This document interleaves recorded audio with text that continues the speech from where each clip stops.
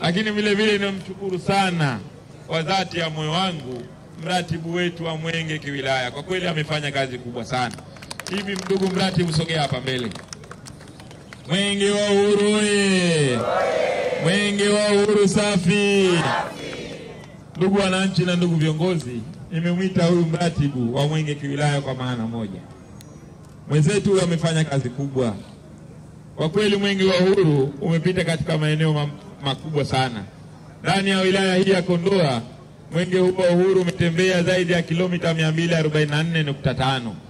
Lakini umekagua na kuzindua na kuweka mawe ya msingi miradi yenye thamani ya shilingi bilioni 4,995. Kwa kweli ndugu yangu, hongera sana sana sana.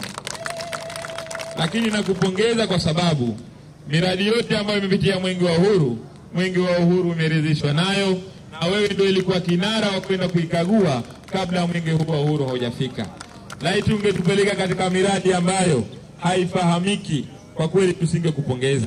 Lakini miradi yote ni mizuri, ina viwango, na kwa uwezo wako ukaona sasa mradi huu Mwenge wa Uhuru unaweza ukapita na kumheshimisha Mheshimiwa Rais. Kwa kweli hongera sana, na Mungu aendelee kukulinda, aendelee kukubariki kwa kazi kubwa uliyoifanya, na naamini kwa jitihada hizi kwa kweli Mheshimiwa Rais atakuona kwa njia yoyote na nyingine ili uweze kufikia malengo yako pale unapohitaji. Kwa kweli hongera sana, na Mungu aendelee kukubariki. Mwenge wa Uhuru oye!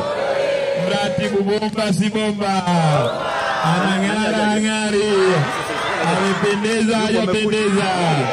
Nakushukuru sana kakaangu.